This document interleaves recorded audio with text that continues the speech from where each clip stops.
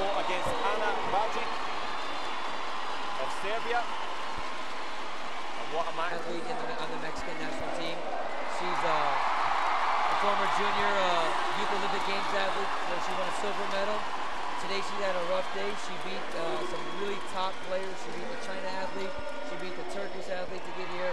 She's had a fantastic day. I have a little personal affection for her. She's one of my wife's former athletes, so I've seen her for many, many years, so I couldn't be happier to see her here on this stage in her home country. It's great.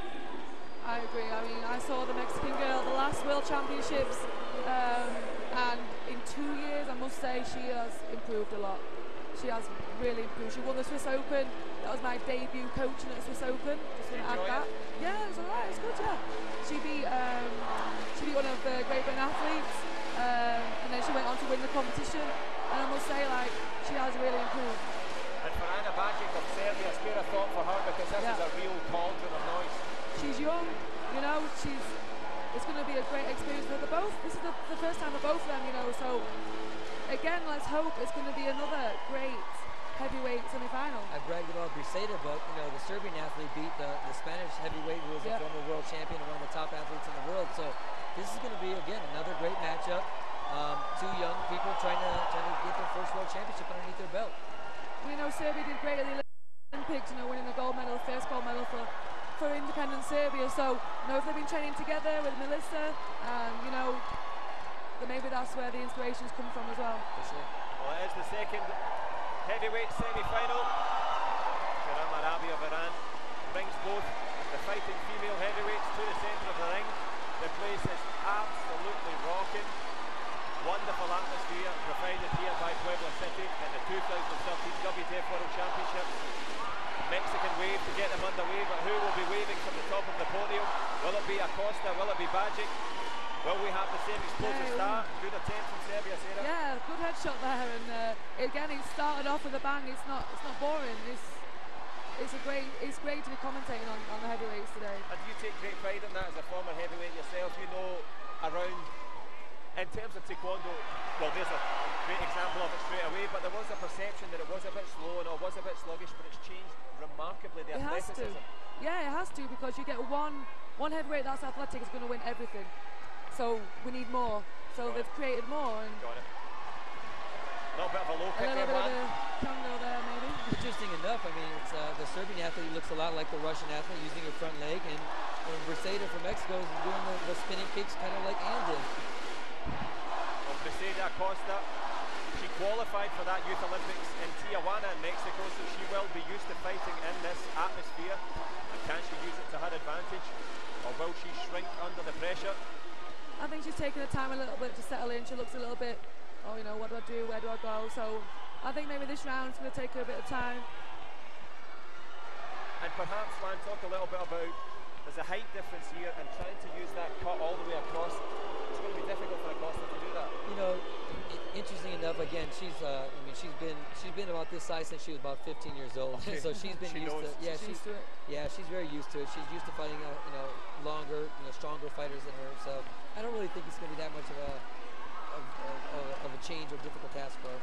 She's flexible. She can kick to the face. Very well. And in heavyweight, you're flexible, can kick to the face. You know, you can get pretty far. Look at Caroline. You know, yes, she just lost there, but she was a great fighter. She's, you know, she is reigning world champion. You know, and for at least another 10 or 15 yeah, exactly. minutes. And they're probably the same size. And am I not right in saying that you are still currently the reigning world champion? No, it's over. My title's gone. It's gone. It went yesterday, because I don't want to talk about it. Stolen in the car park. No, it was great to see Javi from France to win that title yesterday. You know, she's such a nice girl, such a happy person, and you know, she did great to win that title yesterday. And her smile just lit up the whole stadium. Yeah, she's such a lovely person. She's been over to England a few times. We've done some test matches before, and so I've fought against her a couple of times. So yeah, it's great to see her win. But a cagey little start, both grabbing the intel that they'll need to try and figure out what to do next. But the atmosphere, Juan, what a fantastic host that Puebli City has been. Yes, I mean, I said it last time. I mean, this crowd is just incredible. This country is Taekwondo crazy. I mean, I ran into a young lady the other day, 19 years old, and I said, "Oh, do you practice Taekwondo?" She said, "No, I just came because I like Taekwondo." I'm like, "Did you come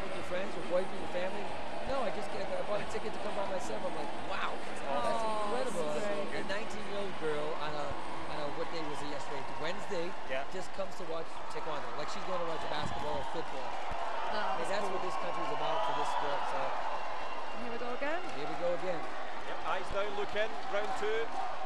Bajic and Acosta trying to establish some sort of rhythm, some sort of momentum here. They're both kind of doing the same thing at the moment, just cancelling each other out. Oh, where'd that come from? Yep, little sneaky shot there from Bajic. And a head shot good from effort Acosta in there. response. I'm not sure if that hit, but Headshot plus a Kyungo plus a video replay card, but understandably our Iranian centre referee Shirin Aribi could not hear the coaching squad and stations. Juan, any thoughts on this one? Well, I tell you what, the first little point, I don't think anybody even noticed it go up. Crusader rushed a little bit and put a little pressure. I think the referees may have been a little bit premature with that one. It definitely looked like he was going to hit the face, but I think it caught her shoulder. Shirin Aribi is going to present the video replay card here. We'll have a chance to look at it. Yeah, it's on the shoulder. I can see their perspective thinking that her head moved, but definitely looks like it missed by a big margin. I mean, yeah, you could, if you're the referee there, you're going to be a little bit. It's fast action. Yeah. The way that she flinched her head made it look up here. Yeah. Because we get the. That's how much she's improved, the Mexican girl. You know, she wasn't doing that 2 years ago. I know the game's changed dramatically in 2 years, but you know, she was doing that in the Swiss Open and beating everybody with it. You know, so she probably will score with that again. Well, not again. I don't know if that one's going to score, but I know. We have to wait and see what our referees panel has to say. Oh my goodness. Well, you never know the angle at which they see it, much to this consternation of the local crowd and the confusion of our experts here in the box, but every sport has its confusion. Actually, yeah, there was a good call. I mean, I was thinking I confused myself. I got confused for a second. Yeah, That was a good I call. thought they were saying, The crowd may not like it, but it was the right call. Yep. They got it right. They did. But in the excitement, you can see why we need the video replay. But it is. It's going to be an exciting match, I think. Crusader is a bulldog. She is aggressive. She keeps coming forward. She keeps putting pressure, and her front leg has improved. There's a face kick. I was just going to tell you, she can pop that fast kick to the face so easy for a heavyweight girl. Wow. And we've got a video protest one more time. He was successful last time. He's going to have another go. We doubted him the first time. Let's see what happens next. In the semi-final, you've got to use it. Absolutely. And Vu Xuan Tan of Vietnam. We The video talked about replay. it. When an athlete gets that lead and they can use that front leg, it's such an advantage. So you're right, he has to challenge that. Look how high she can get a leg. Oh, I think she missed it. Let's see. Depends on the angle. The nose flinches anyway. She looks as if she took a little bit of an impact. And she asked for the video replay card there. If you watch her hand after it, she asked for the card here. Watch the Serbian. Yeah, I don't think, for me, that's no. I agree. But, wow, their referees are quick to push that button for the Mexican athlete today for those face kicks. Yeah, it just shows how much the crowd can influence. You know, that's the advantage of being at home. Well, you know, but good anticipation by the Serbian coach. I mean, that takes a lot of guts to pull out 2 cards in the first round. Yeah. But he's protecting his athlete, and guess what? I mean, this could keep him the lead. If he is correct, you know, and leads to those 3 points off, then the referees need to step up a little bit because that's, you know, that's twice they've got it wrong. In a round. Yeah. And I think Anna Bajic very cleverly just gave a little wave to her opponent to say get the card up there. The referee wasn't looking, so that was a good call. I think that's a silly rule anyway. I agree with you. I mean, listen, just you point to your coach, you kind of slap your leg, whatever. I mean, that's not disrupting the match. Yeah. But Thomas Bordel of Dedo in the middle, looking on, looking at all the angles. They've got 9 cameras to look at here, so there shouldn't be any reason to make a mistake. And I understand that people would like to think this to be done quicker. I'd rather they were slow and right. No, exactly. I mean, we can see that was a shot. No, it wasn't. We can see it easy from one angle, but they need to check every angle. I don't know. Wow, that one, they got the angle that we didn't see earlier, so it looked like it touched the nose right to here, just like you said, Jonathan. So, hey, there's the 3 points for Crusader. Yep, Crusader Acosta grabs that headshot upstairs with an every angle quite here. Confident now. She is good in the defence with the front leg high, so that's there it is again. again. Yeah, that's her strength. So I think she likes to be in the lead. She did this exact same thing against Turkey. Turkey is a very good fighter, and she caught her coming in, I think, 3 or 4 different times in the face. Tried with the punch.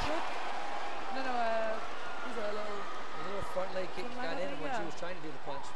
and she kind of, the Mexican girl kind of walked onto it as well. A lot of people doing that as well, just holding the leg in the air. People are actually running onto the centers as well. Good front leg kick there from the Mexican girl. Mercedes' left leg is gotten so much better. She's fast at that too. For a heavyweight, again, you wouldn't know, you wouldn't class it as a heavyweight kick. It's a fast kick, and again, the same thing there for her. It's almost worth not saying now, because the heavyweights are just athletes now, and they're really producing it here and producing a wonderful atmosphere. It's a 2-point game. And look who's attacking. Yeah. Yeah, the person leading is attacking. Exactly. I love that. Well, you can tell we've got the experts in the house here, looking for that warrior spirit. And that double body phase, shot, yeah. You think the crowd are enjoying it? I think they're going to love that. That's a great opening round. You know, when you're at home, you want to hear your crowd supporting you, so you put 4 points on the board, have a 2-point lead. That definitely has to feel good for her. You're happy with that, yeah, definitely. But going into last round, if I was winning, I'd be like, okay, I know this girl's going to have to come, so I'm going to be more focused, I'm going to be ready, and I'm still going to play my game. That's why I'm winning. Mercedes has been around for a long time on the junior level, and of course building up. So she really, even though this is her first time on this stage, she's been in a lot of big matches. Mexico travels well, gets out around the world. So she's pretty seasoned. She wasn't the favorite to make this national team this year, and she won some opens and won some domestic competitions. So she's earned her spot. I think she's really well. It's tough as well in Mexico to make the team. When they was in the Swiss Open, keep going on about that one, don't I? It was great. That's exactly the when we were there, the whole Mexican team was there. It was their selection competition, and it was a tough competition. There was Marina Espinosa and Acosta in the same weight group, and Acosta made the final and won, the girl that beat Maria. So that's some depth there in the heavyweights in Mexico. Oh yeah. Well, it was last chance saloon in terms of qualification, and it's the same here.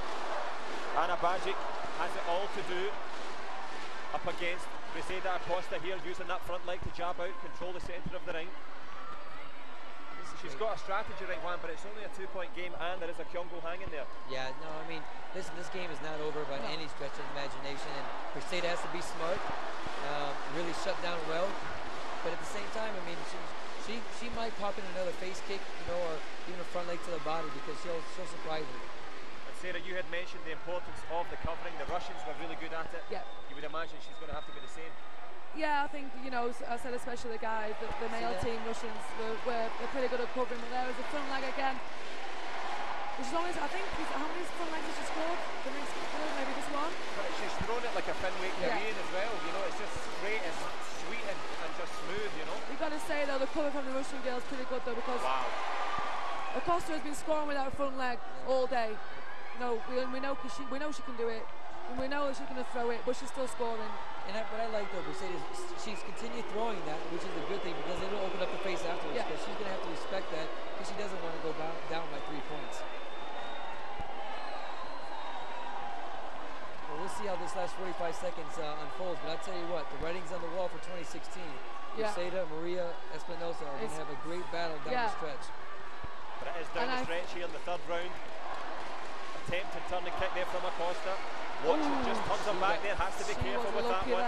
Very lucky indeed. Wow, Serbian let her off the line. But Ana Bajic, Sarah, maybe blowing a little bit, maybe a little bit tired. She's got a little bit of time. I think we've discussed this already. I mean, she's tired, she's not doing any movement, she's walking, she's giving it away, to be honest with you. Even with 10 seconds left, move, fake first, don't just run. She's so out of liver that she's gassed. She's saying that she bent her leg, but she's not. She's tired. She's going to need an injury break here, and she's going to get one. The referee. She deserves a Kyongo there, and I think it's pretty much all over her shoulder. She just went straight down. That can't be acceptable. And if that was a Kyongo, it is, and that's going to be a 3-point game. That's it. There's just 10 seconds left now. It is the Mexican local fabulous fighter here. Can't even lift her legs up, the Russian girl. She's so tired. Mercedes Acosta. Wonderful work there from the Mexican. Yeah, she deserved that. She did, for sure. Definitely deserved to be the final. I wouldn't, I've said it, but I wouldn't be surprised